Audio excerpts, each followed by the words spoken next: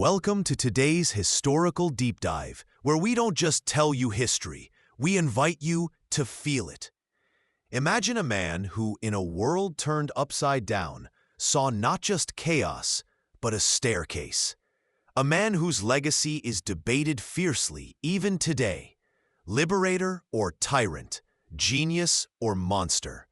Get ready to peel back the layers of legend and understand the man behind the myth. If you love immersive, real storytelling about ambition and downfall, hit like and subscribe. It helps us more than you know. Drop a comment with your favorite Napoleon quote, or the moment that shocked you most. Let's begin, and change the way you think about history. You stand in Paris, 1799. The air is thick, not just with the scent of the Seine, but with uncertainty and decay. It clings to everything. The peeling posters on walls still plastered with revolutionary slogans, the hushed conversations in damp cafes, the very stones under your worn boots, the glorious promise of the revolution, that electrifying burst of liberty and equality, feels like a distant echo, lost in the endless squabbling of the Directory. This government, supposedly guiding France, is little more than a collection of self-serving, corrupt figures, a ship of state adrift, despised by almost everyone. France is bleeding, externally from continuous draining wars that demand ever more blood and treasure, internally from factionalism, rampant banditry on rural roads, and economic ruin that starves cities and hollows out the countryside. Royalist uprisings flicker in the West, a constant, irritating rash, while Jacobin fervor still boils beneath the surface, promising more upheaval. The populace, utterly exhausted, yearns not for more liberty, but for stability, for order, for a strong hand to steady the ship before it splinters entirely on the rocks of anarchy. Then, you hear whispers carried on the wind.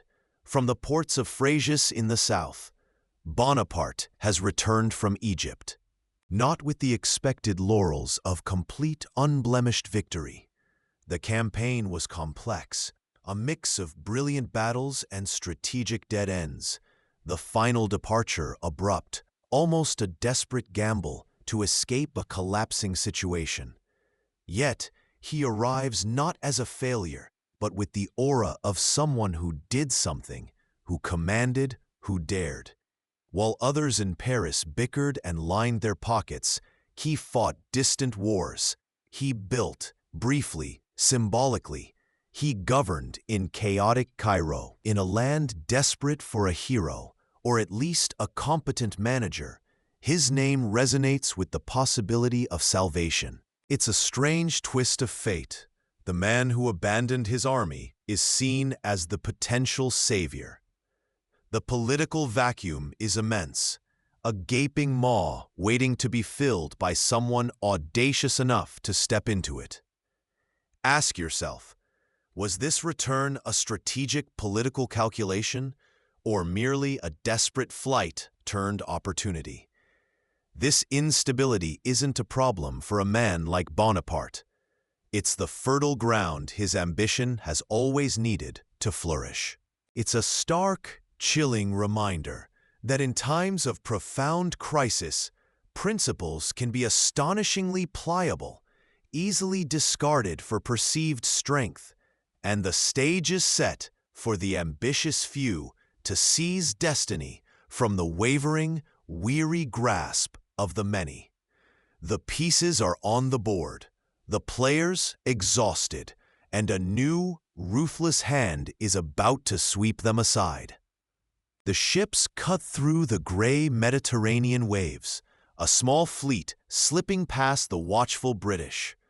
On board is General Bonaparte, his Egyptian campaign a strategic knot untied, his army left behind.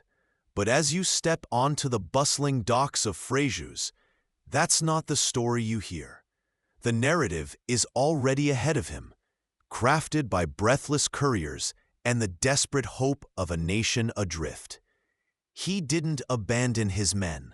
He returned to save France. You watch as he rides through the cheering crowds, a wave of adoration washing over the man, barely a decade removed from Corsican obscurity. This isn't just a general returning, it's a messiah arriving. The disastrous campaign in Egypt? A necessary, if temporary, absence before the true calling. The dead soldiers, the stalled ambitions in the East? Mere footnotes to the glorious return of the indispensable man. Look at the faces around you, etched with exhaustion from years of revolution, war, and unstable government. They project their desperate need, their yearning for order and glory, onto this young, celebrated military leader. He is not yet first consul, not yet emperor, but he is something arguably more potent. A national myth solidifying in real time, a vessel for collective yearning. This pivotal moment reveals a fundamental truth about leadership and power in turbulent eras. Perception often outweighs reality, especially when fear is the dominant currency. Napoleon didn't just return, he expertly orchestrated the meaning of his return.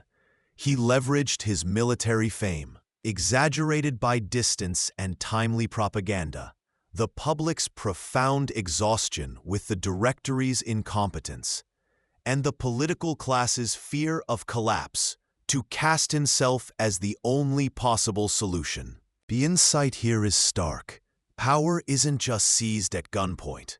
It is also given by those who, in their panic, convince themselves you hold the key to their salvation.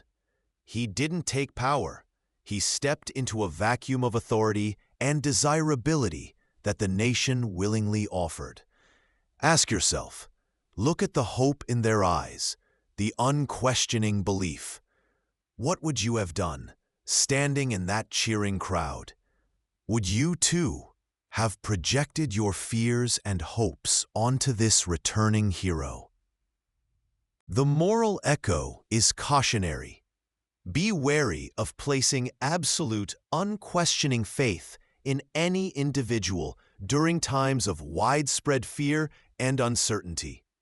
For the savior's shadow, however comforting it may seem in the moment, can very easily lengthen and harden into a tyrant's cloak.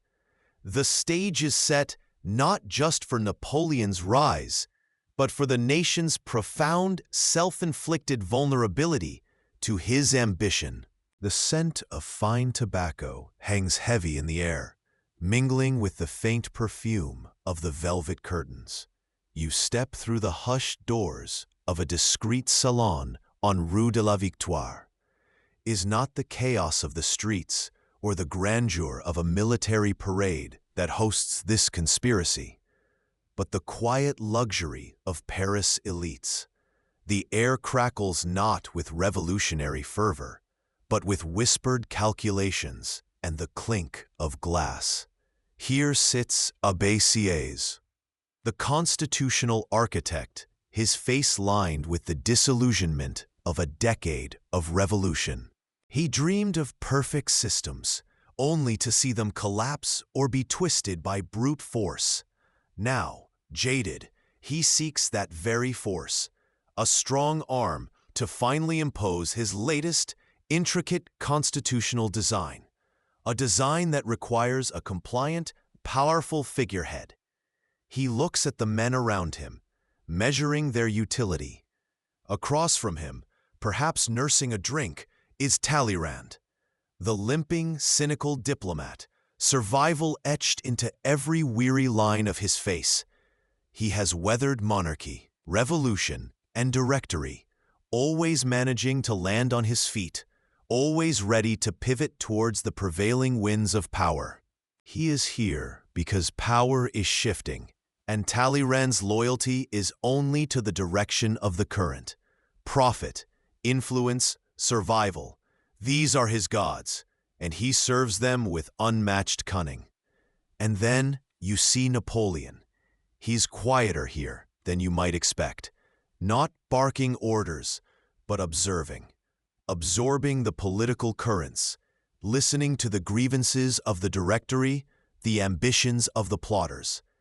He's playing a part, the slightly out-of-his-depth soldier, uncomfortable in these silken rooms, reluctantly drawn into messy civil affairs by patriotic duty. It's a masterful deception.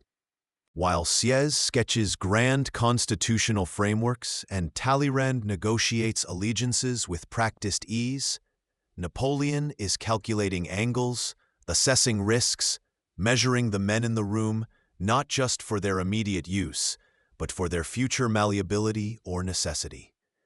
This is where the coup of 18 Brumaire is truly born. Not in a spontaneous surge of popular will, but in the drawing rooms of Paris, among men who saw the Directory as weak, corrupt, and ripe for overthrow, for their own specific purposes. The insight here is clear and sobering. Major political shifts are rarely the pure sweeping tides of history you read about. They are meticulously planned operations involving key power brokers, often driven by grubby deals and personal ambitions as much as grand ideology. Napoleon's genius, you realize, wasn't solely his ability to win on the battlefield. It was his breathtaking ability to recognize opportunity, form cold, calculated alliances, and project an image, the reluctant, honorable soldier, that masked the sharp, ruthless political animal lurking beneath.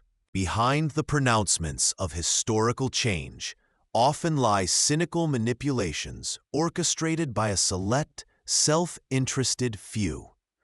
Ask yourself, how many revolutions throughout history have been born not in the streets, but in rooms just like this, among men in silk stockings? The air in the orangery at St. Cloud crackles, thick with nervous energy. You are here on the 18th of Brumaire, year 8, November 9th, 1799, observing a moment poised between revolution and regression. The plan, born in whispered confidences and feverish strategy sessions, feels fragile now, exposed to the raw political currents.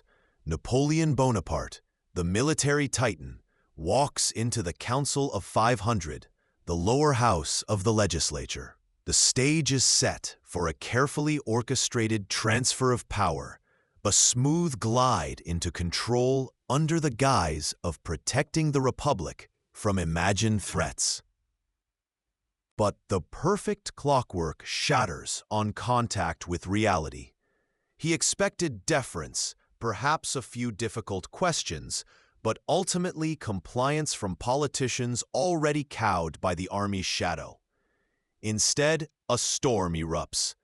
The moment he appears, flanked by grenadiers, the hall explodes in a cacophony of fury. "Down with the dictator," they roar. "Outlaw him! Outlaw the tyrant!" It's not just noise. Deputies surge forward, a sea of angry faces, hands reaching, jostling him, tearing at his uniform.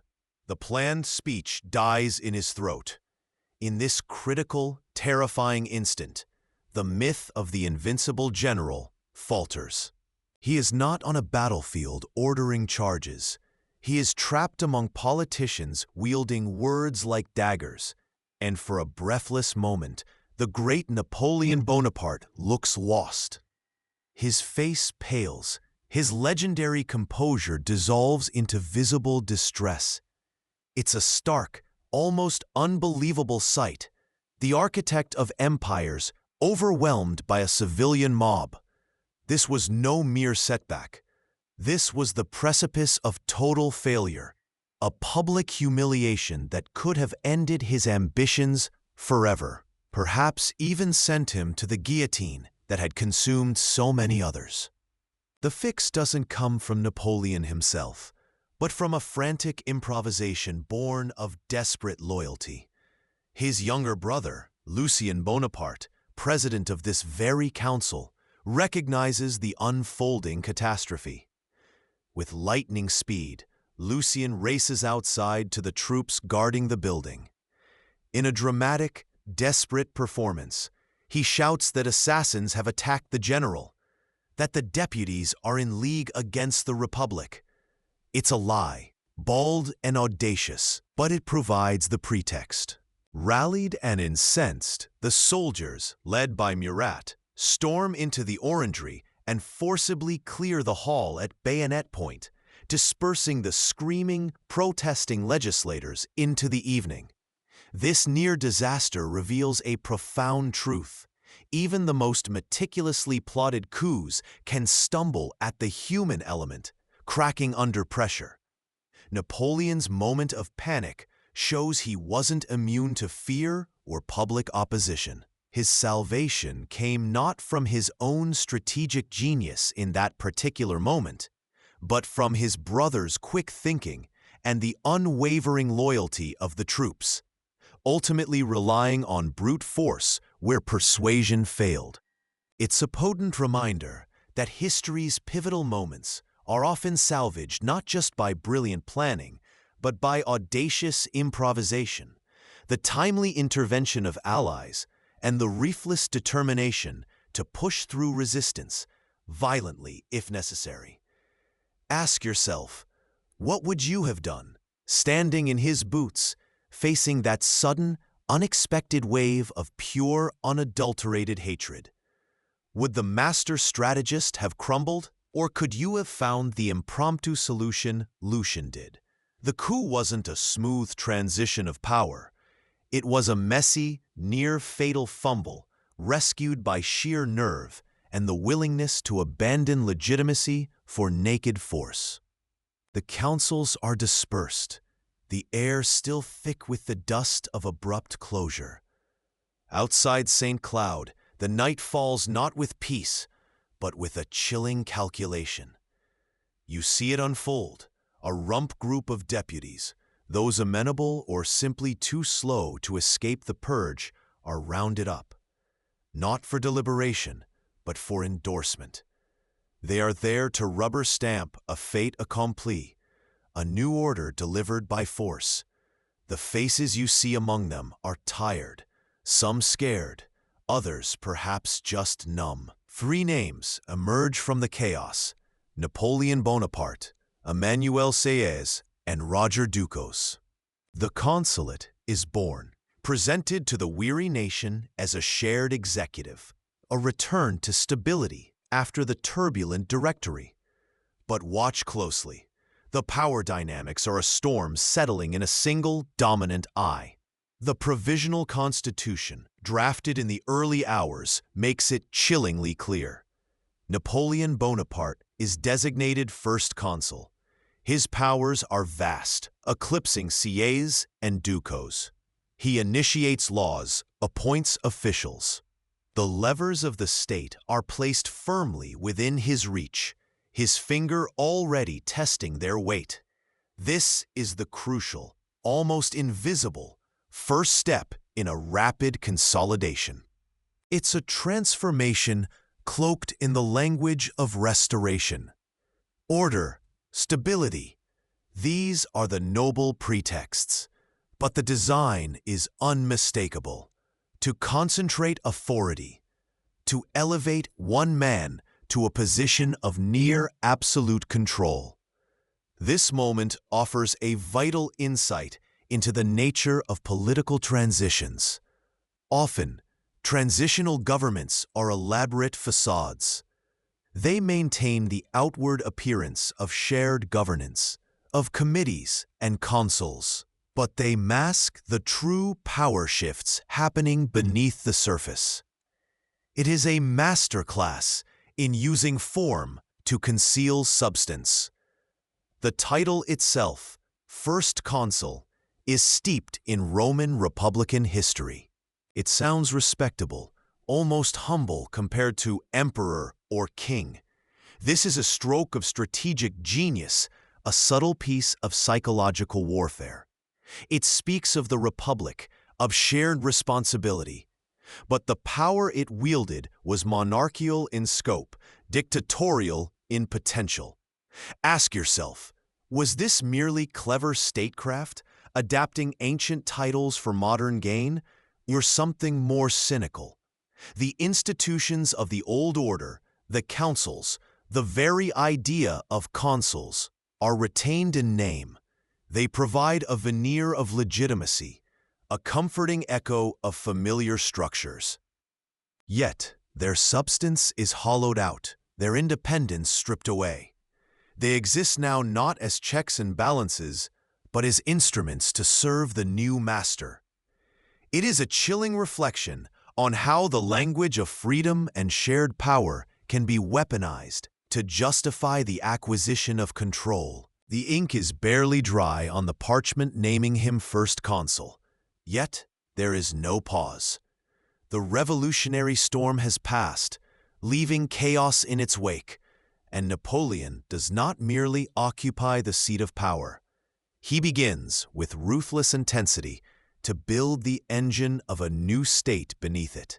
You watch him, a whirlwind of activity from dawn until late into the night, drafting decrees, poring over reports, dictating to exhausted secretaries. This isn't governance by committee or debate.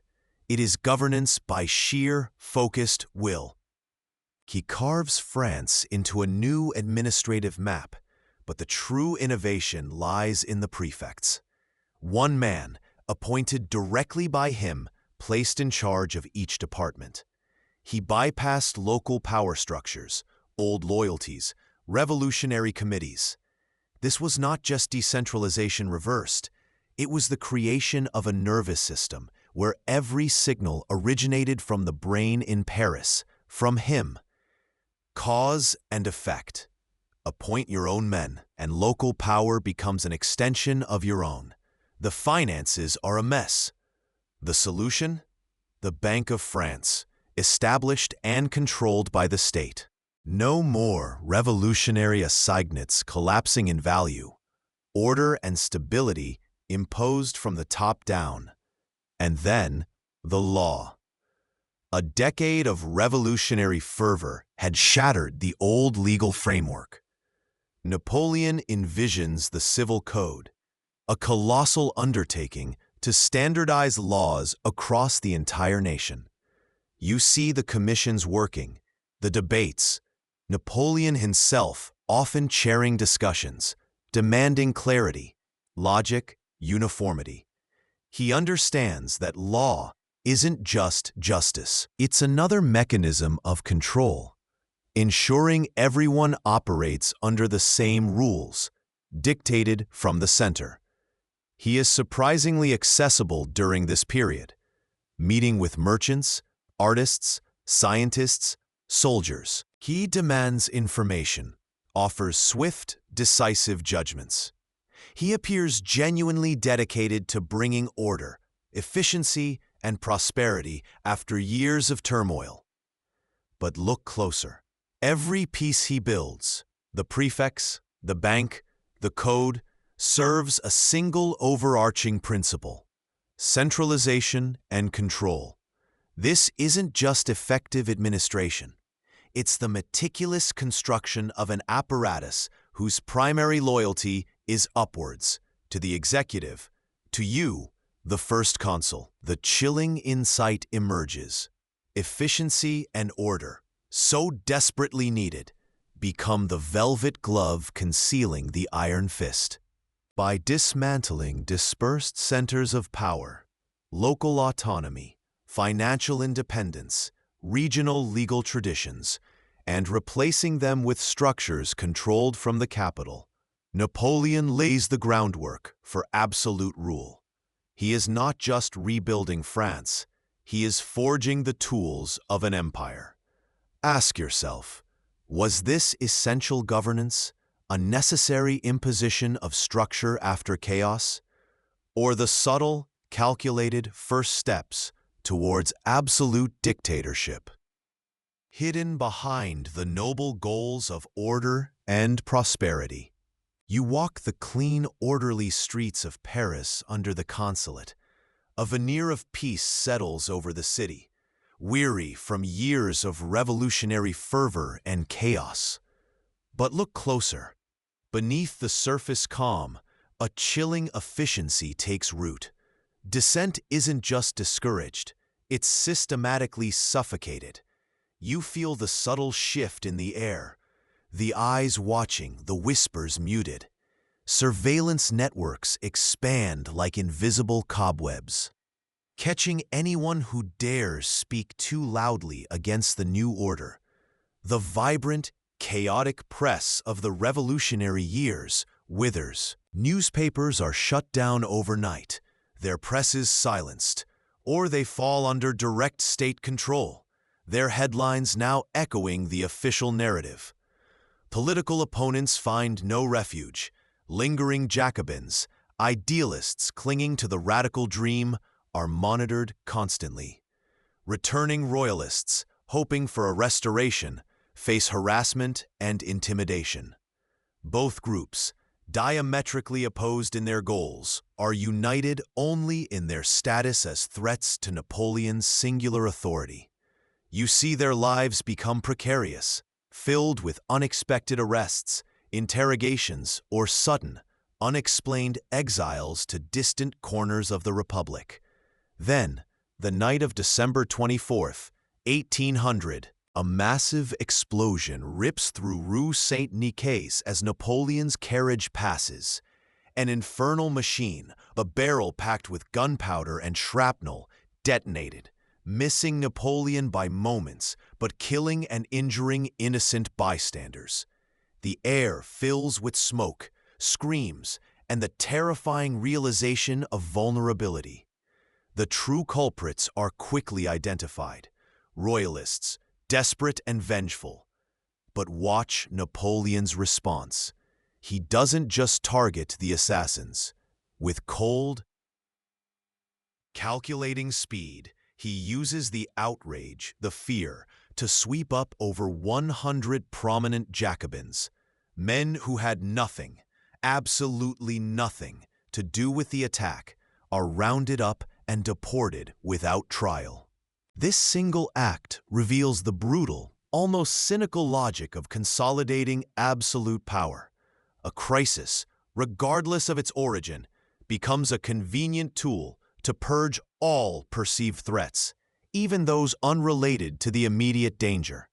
The message is stark. Your past affiliations, your independent thoughts, your very existence is a risk if you don't align perfectly with the man in charge.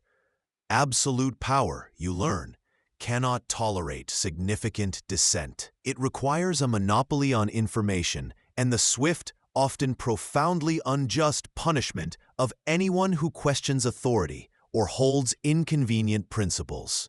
Ask yourself, was this just cunning political maneuvering or a chilling demonstration of a nascent tyranny?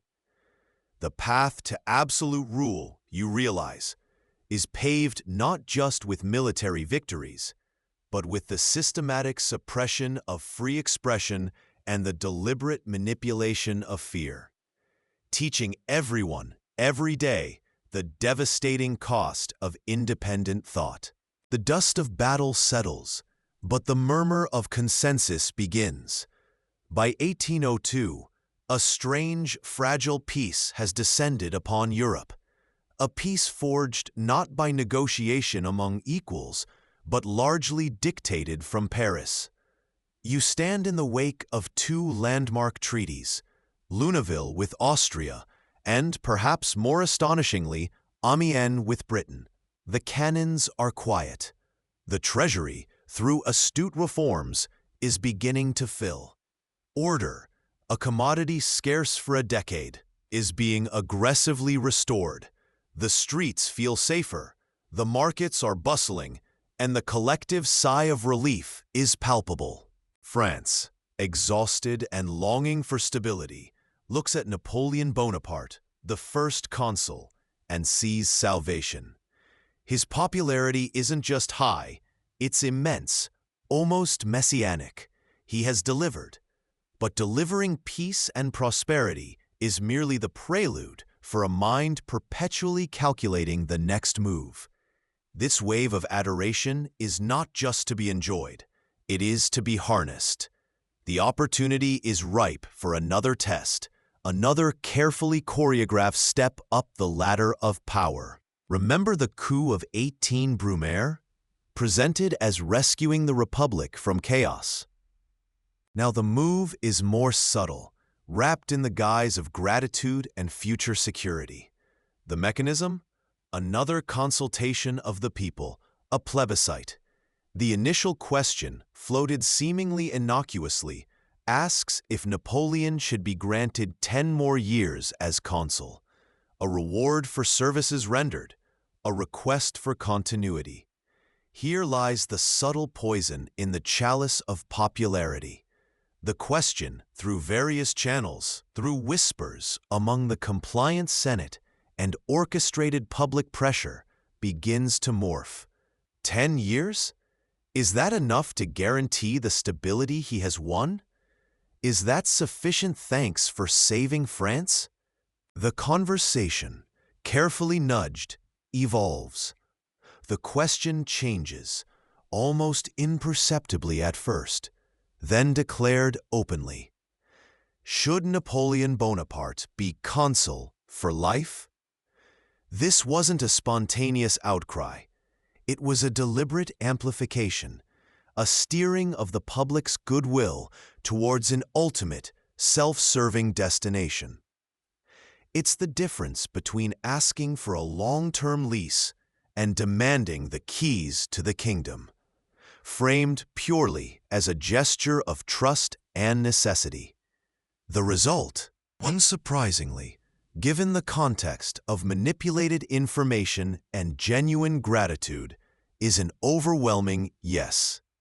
The official count, likely inflated, paints a picture of near-unanimous support.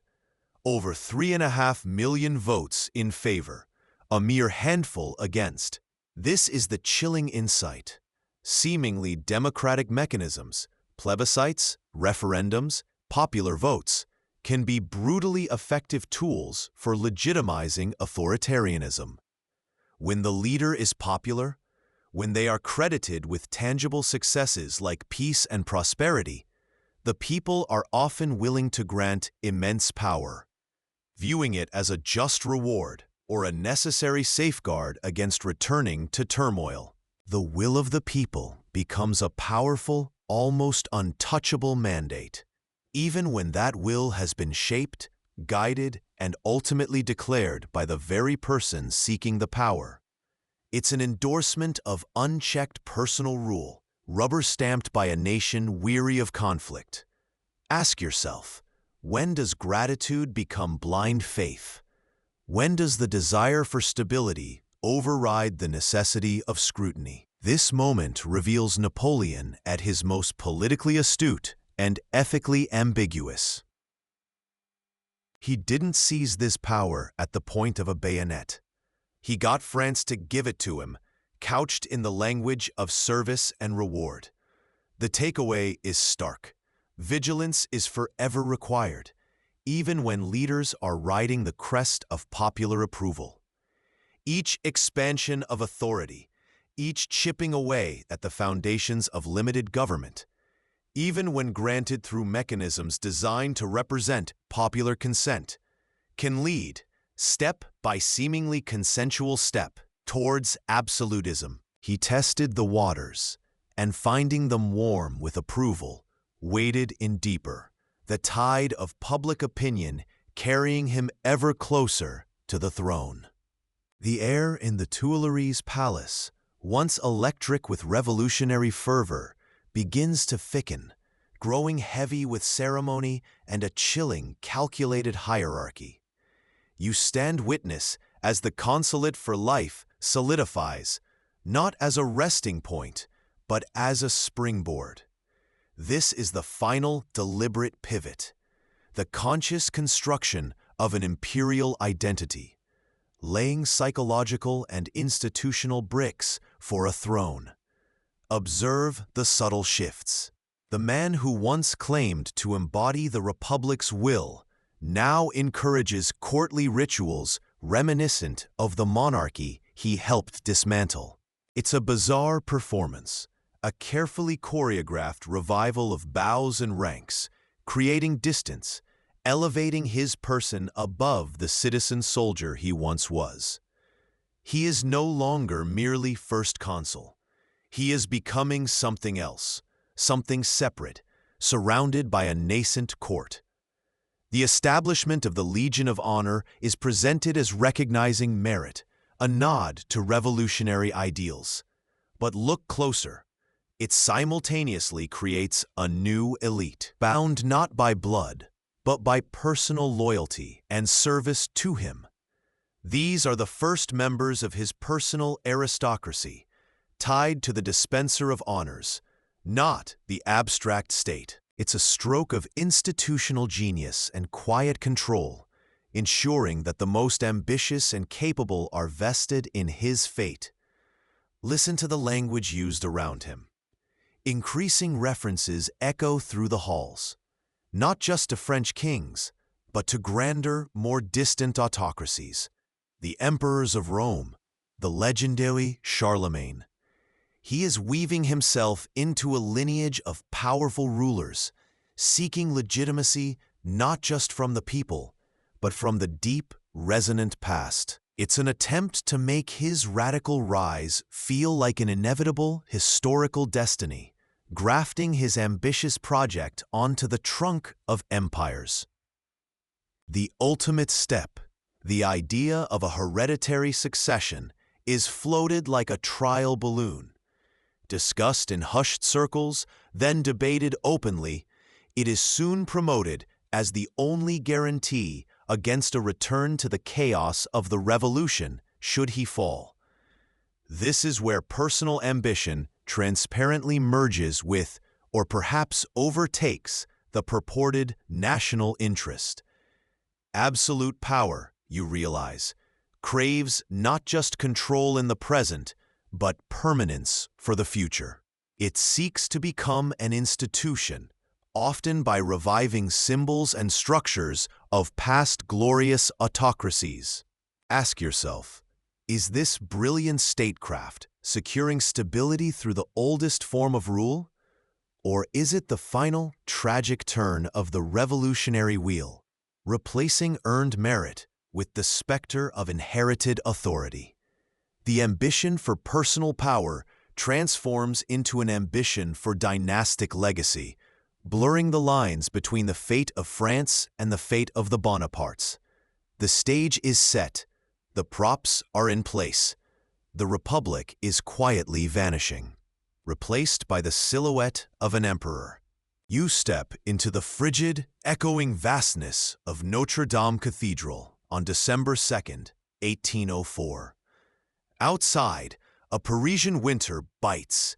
Inside, the air is thick with the scent of incense, candle wax, and the hushed awe of 10,000 witnesses crammed into every available space.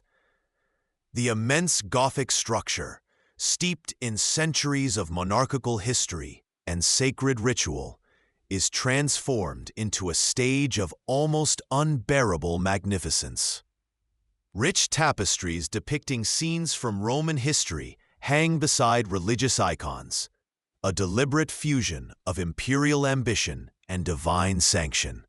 You are present, a silent observer in the heart of this tableau, positioned to see the man who has reshaped Europe step towards his destiny. Pope Pius VII sits upon a throne, robed in pontifical splendor, embodying the ancient authority of the Church. He is here to lend a veneer of traditional legitimacy, to connect this new order to the old, to invoke the blessings that once validated kings.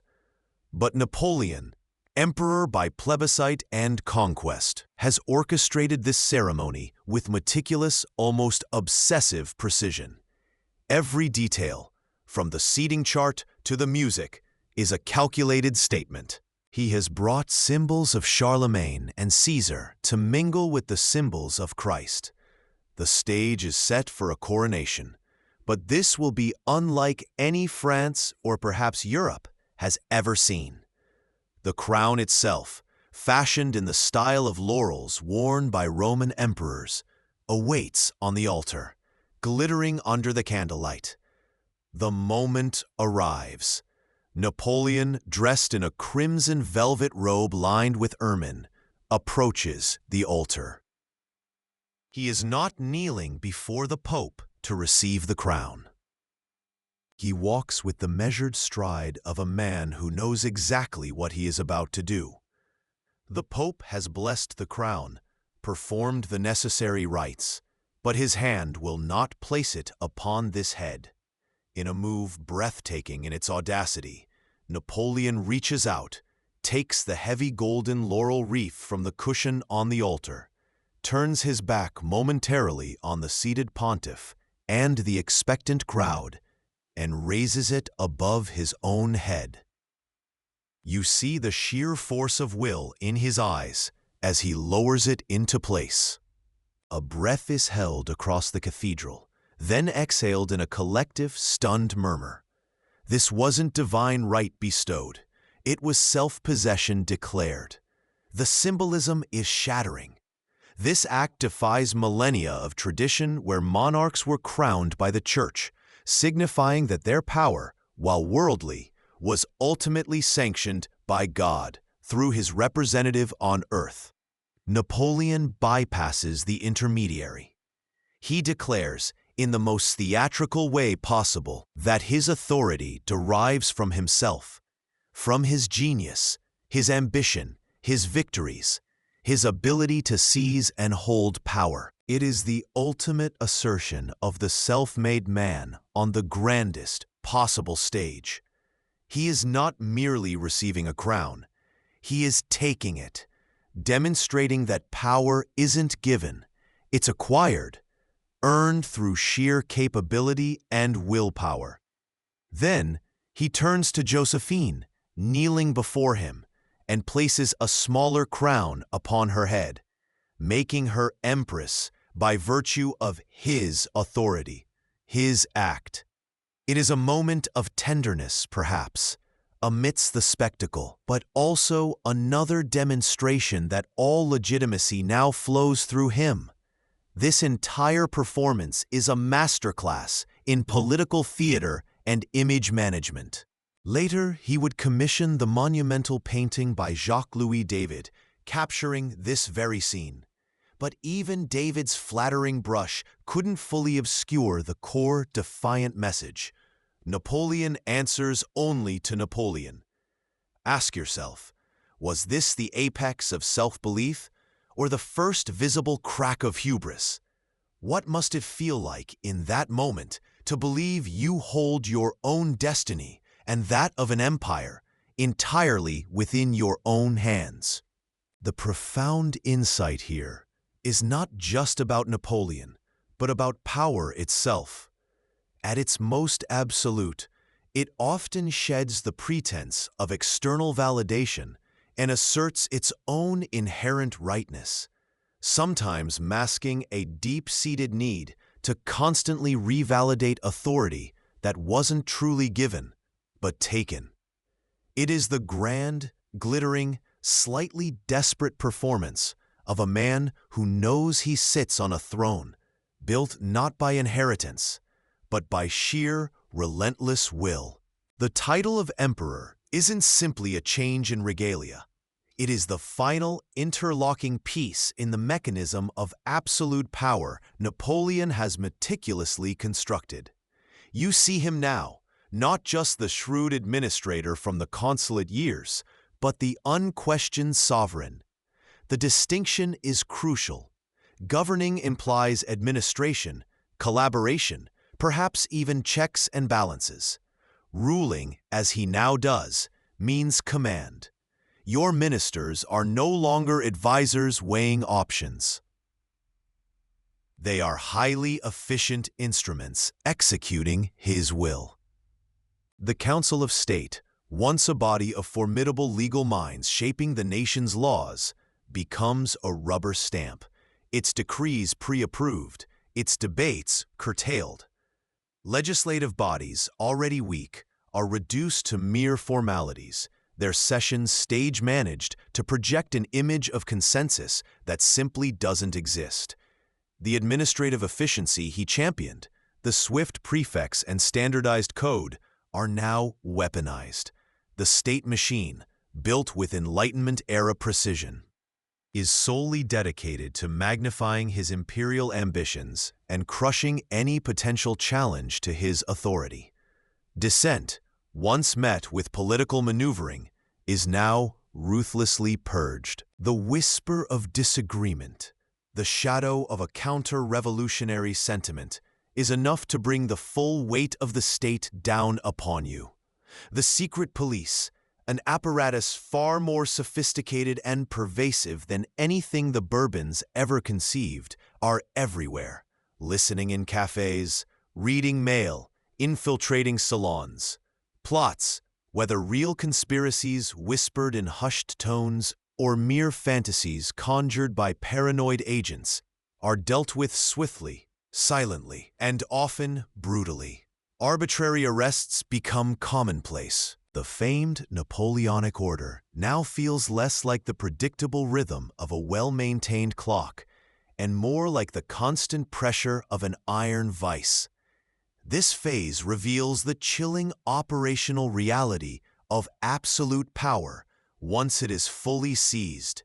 It transcends simply making decisions from a throne. It's about controlling every single lever of state power and societal interaction to ensure total compliance and annihilate opposition. It's the ultimate endgame of centralizing authority, a state where the ruler's will is not just paramount, but the sole source of legitimate action. The profound insight here is stark. The very pursuit of efficiency and order that brought stability to post-revolutionary chaos, when combined with unchecked personal power, inevitably metastasizes into authoritarianism. The state ceases to be an instrument, however flawed, of the people's collective will, and becomes an extension of one man's ego, his paranoia, his ambition. The reflection is unavoidable and heavy. The ultimate cost of concentrating all political power in one person's hands is the death of political freedom, the silencing of diverse voices, and the reduction of citizens, once promised liberty, equality, fraternity, to mere subjects existing at the pleasure of the emperor. Ask yourself, what price are you willing to pay for order? And who ultimately benefits when that price is paid in freedom? The irony is bitter. The champion of the revolution became the master of a state more controlling than the monarchy it overthrew. You sit in the hushed, opulent silence of the Tuileries Palace study. Outside, Paris buzzes, the heart of the vast empire you command. Inside, it is just you, the flickering candlelight, the mountains of maps spread across tables like conquered continents, and the endless, rustling tide of reports. This is the engine room, the mind at the center of the storm. You see the meticulous hand correcting troop movements, the razor-sharp analyses of enemy positions, the administrative decrees signed with swift, decisive strokes. This is the source of the feared, admired brilliance that built an empire on sheer will and intellect. But look closer. Feel the air in the room. It is thin. It is solitary. Few people enter this inner sanctum unbidden, and fewer still dare to speak with the unvarnished truth that you desperately need. Courtiers whisper flatteries, competing for crumbs of favor. Ministers deliver precisely the news they know you wish to hear, sugarcoating setbacks and amplifying triumphs. Even family members, elevated to thrones and dukedoms, approach with a calculated deference, their own ambitions often clouding their counsel or simply complying because defiance is unthinkable. the very structure of absolute power you have painstakingly erected, designed to eliminate opposition and streamline command, has also built walls around you, impermeable barriers to genuine, critical feedback. This is the devastating paradox of the emperor's desk. While you have achieved an almost godlike invulnerability to political challenge from below, you have become profoundly vulnerable to your own blind spots, your own assumptions, your own fatigue. You have eliminated the vital, messy mechanisms for correction, the advisors willing to argue, the ministers presenting inconvenient data, the voices that might say, "Sire, this will not work." It is a tragic irony. The system built for ultimate control leaves the controller dangerously exposed to his own strategic errors. The insight glares from the maps. Unchecked power doesn't make you stronger. It erodes your ability to receive the critical feedback essential for adapting, for course correcting, for truly seeing the battlefield when the mist doesn't match your planned maneuvers. When you are surrounded by yes men, when every decision is met with immediate, unquestioning compliance, you are inevitably the last to know when your grand ideas are subtly failing, when your path is subtly leading towards a precipice. The seeds of disaster are often sown not by external enemies, but by internal echo chambers. True strength in leadership, history whispers from the empty chairs in this study, lies not in crushing all opposition, but in fostering environments, however difficult, where truth can be spoken to power, even when it stings to hear. Ask yourself, in building an empire of absolute loyalty, did Napoleon inadvertently isolate himself into a position of ultimate strategic weakness? What price would you pay for such invulnerability? The internal stage is set. The curtain rises on a continent. You've consolidated power, woven France into an extension of your will. Now, you look outwards. The wars that began as defensive struggles, as echoes of revolutionary fervor seeking to liberate or secure borders, transform. They become something else entirely. The engine of personal dominion, the relentless march of an empire, built not just on territory, but on the projection of one man's absolute control. The Grande Armée, the instrument forged in the fires of revolutionary necessity and refined by strategic brilliance, is no longer just the army of France. It is your army, the steel fist of the nascent Bonaparte dynasty. You command it to march across the plains of Germany, into the heart of Italy, onto the ancient soil of Spain. Borders bleed and redraw themselves under the weight of its boots. Old kingdoms crumble, replaced by entities fashioned from your own clay, ruled by your brothers, your sisters, your marshals. You install Joseph in Naples, then in Madrid, Louis in Holland, Jerome in Westphalia. It's not just about strategic alliances. It's about placing trusted or controllable pieces on Europe's chessboard, each a satellite spinning around the sun that is Paris, the sun that is you. This is where the principle of absolute control, honed in the Tuileries and the legislative chambers of France, is unleashed upon the wider world. Just as you tolerate no dissent or division within your ministries, you tolerate no independent power or significant opposition on the continent. The continental system, your grand, often clumsy embargo against Britain, is imposed not through negotiation, but through decree, forcing disparate economies and reluctant populations to bend to your strategic rivalry. Ports are closed, goods are seized, economies are disrupted, all to strike at an island you cannot invade. a nation that embodies the very checks and balances you have so decisively swept aside. Here lies a profound, tragic irony. You rose from the chaos of a revolution that promised liberty and national self-determination. Yet you impose your will on nations with a heavy hand, denying their right to self-determination, installing foreign rulers drawn from your family tree. Was this the logical conclusion of unchecked ambition, or the unintended consequence of believing you alone possessed the vision required to order a chaotic world? The surprising truth isn't just the scale of the conquest, but its intensely personal nature. This wasn't abstract state expansion. It was the expansion of Napoleon Bonaparte's power, his family's influence, his vision for a Europe united under his system.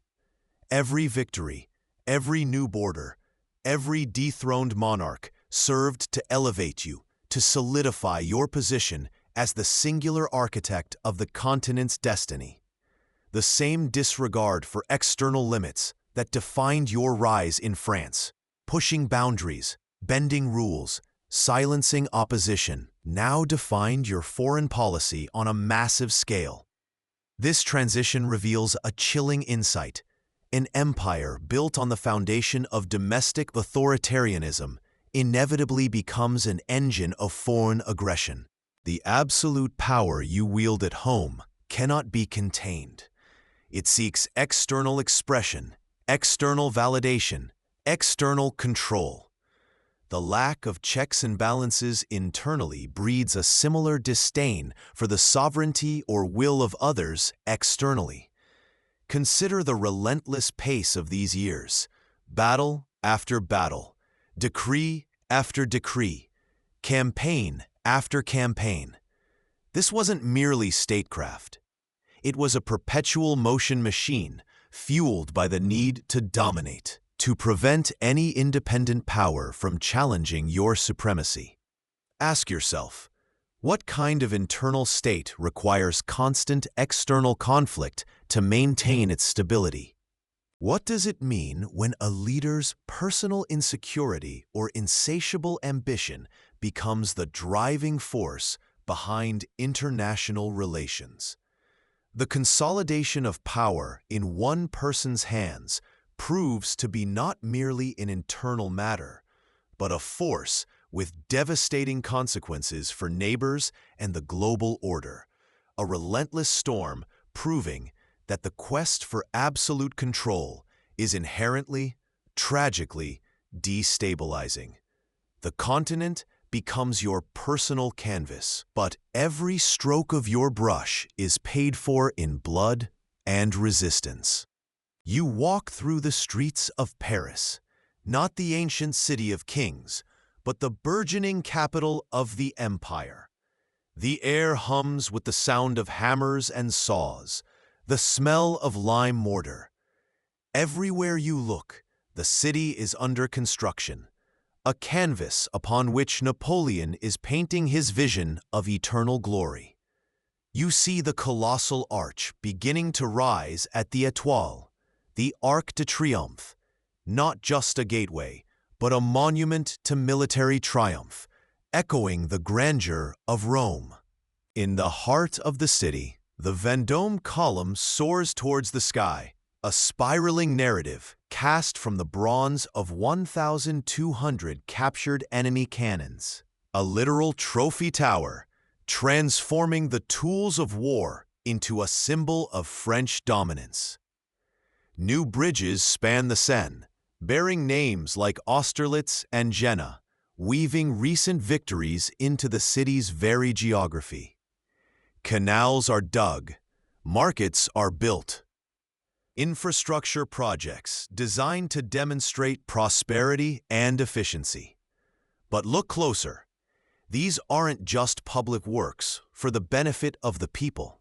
They are deliberate statements. Napoleon, like pharaohs, emperors, and absolute rulers throughout history, understands the power of scale, the psychological impact of permanence. He seeks to translate his often fragile, always contested power into something solid, undeniable, stone. He is stamping his authority onto the landscape itself, attempting to make his reign as eternal as the granite and bronze he commands. He believes that sheer grandeur, monumental scale, can equate to historical importance. That building bigger than anyone before him will ensure posterity remembers his name, not just as a conqueror, but as a founder, a modern Augustus. This drive reveals a fundamental truth about absolute power. It breeds an obsession with legacy, a desperate need to solidify ephemeral dominance in tangible forms. The Vendôme column is the ultimate tragic irony, a monument to victory built from the melted-down instruments of horrific violence, a seemingly glorious symbol forged from immense suffering. Ask yourself, when you stand before these silent giants today, do you see only the power and the glory? Or do you feel the weight of the human cost required to cast that bronze, to lift those stones? While they stand as enduring testaments to Napoleon's ambition and strategic vision for his capital, stone and bronze can only commemorate. They cannot absolve. They cannot justify the lives spent on distant battlefields or the liberties curtailed at home. A true, resonant legacy, perhaps, is not etched into the unfeeling material of the earth, but into the complex, often painful memory of human experience, measured by the enduring principles of justice, liberty, and human dignity, or the lack thereof. Napoleon's monuments are magnificent, but they are mute witnesses to a story far more complicated than stone can tell. You stand on the summit of Europe. The air is thin and cold here, carrying the whispers of conquered nations and the hushed awe of subservient courts. You are Napoleon Bonaparte, Emperor of the French, King of Italy, Protector of the Confederation of the Rhine, Mediator of the Swiss Confederation, Master of a dominion stretching from Lisbon to Moscow's gates. The victory bells still echo from Austerlitz and Jena, Wagram and Friedland. You have built an empire, not just with armies, but with an iron will that reshaped continents. But look closer. This isn't a throne shared. It is a solitary peak. He stands alone at the apex of an unprecedented personal empire.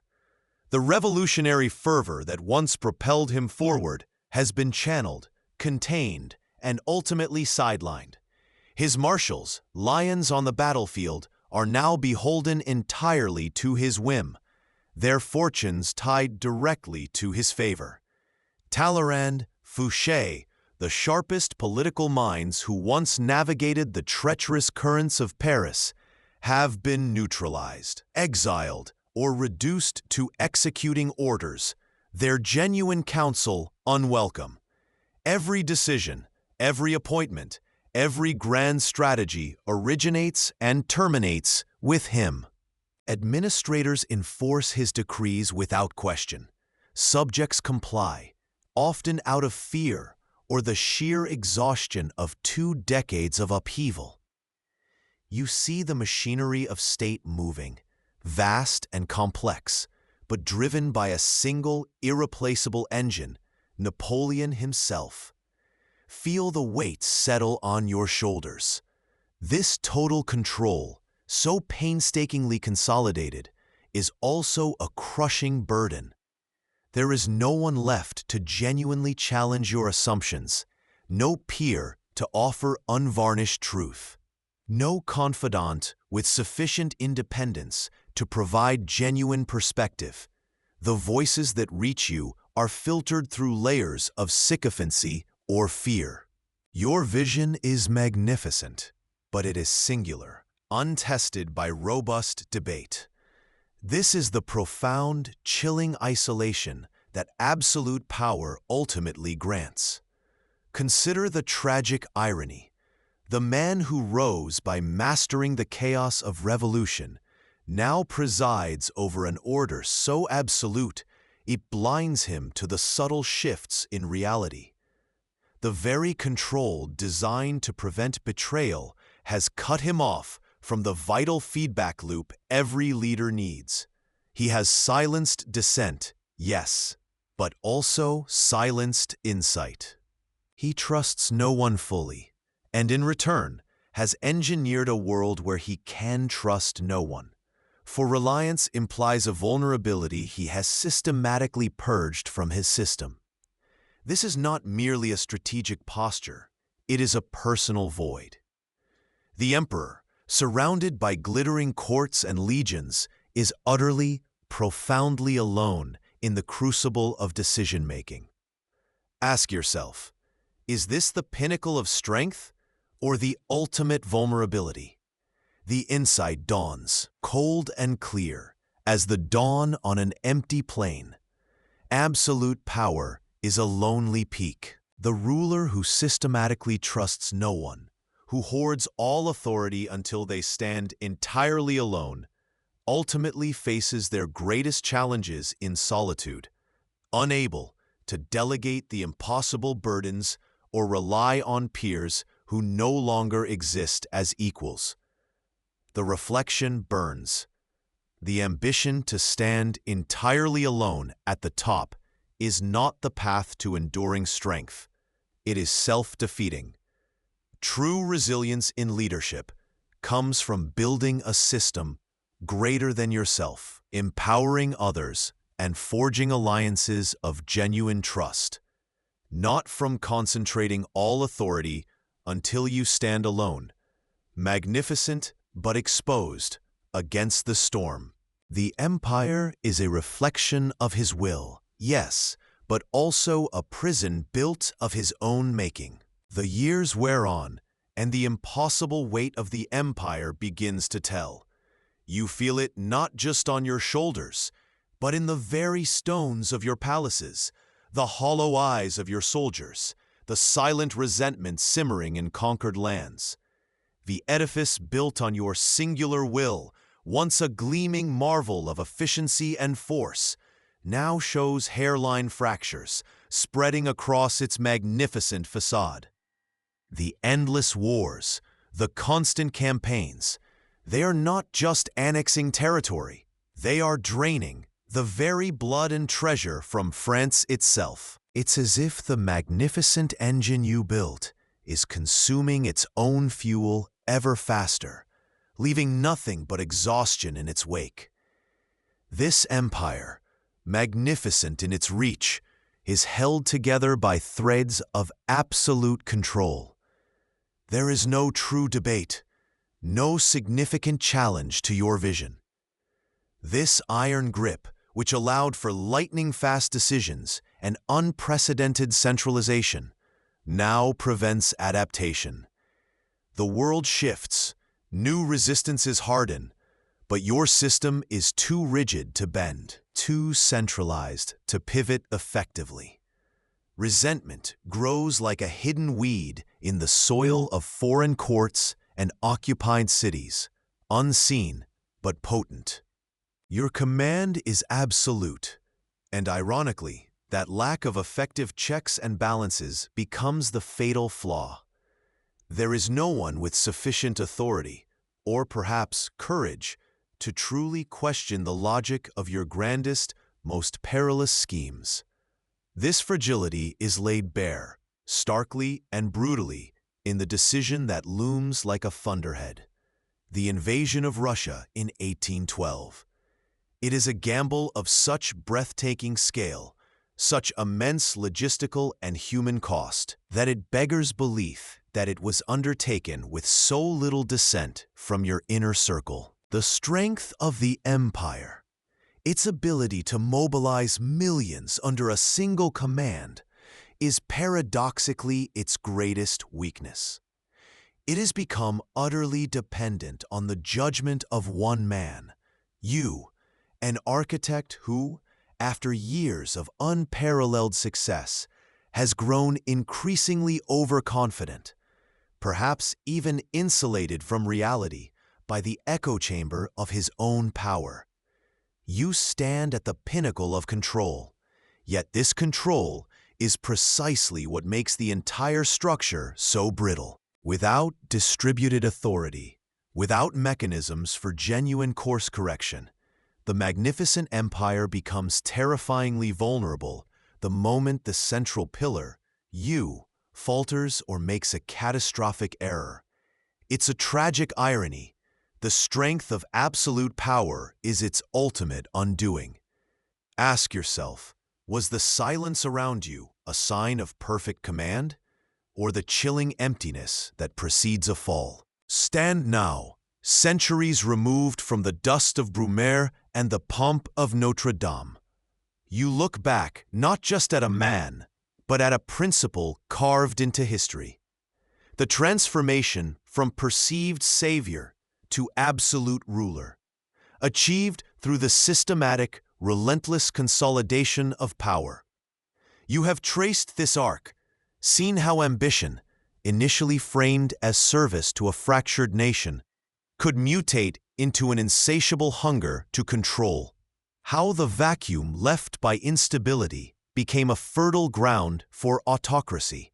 How the reassuring language of order and efficiency was wielded to mask the slow, insidious erosion of freedom. You witnessed how even popular consent, born of desperation or admiration, could be manipulated to endorse tyranny. Napoleon's journey from the chaotic fringes of the revolution to the isolated pinnacle of the empire is more than a tale of conquest and defeat. It is a profound, enduring lesson etched into the human condition.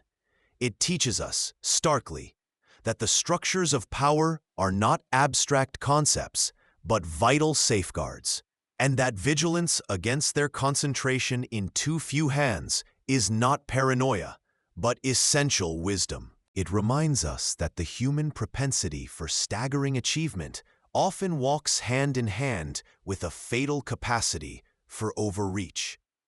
His life poses uncomfortable, necessary questions that history compels us to answer.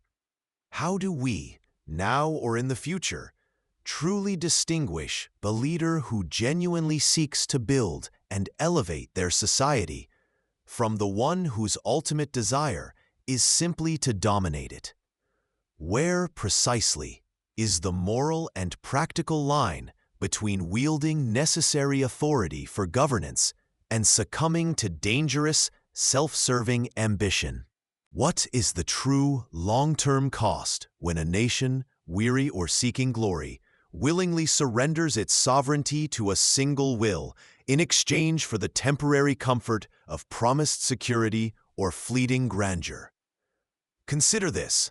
What if history, in its often cyclical, rhyming fashion, presents moments eerily similar to the crisis and chaos that Napoleon exploited? Will we possess the clarity, the historical literacy, to recognize the signs when the clamor for immediate order begins to outweigh the fundamental value of liberty? Will new saviors emerge, perhaps leveraging modern tools of perception management and control we cannot yet fully grasp, echoing the same promises of stability in exchange for compliance?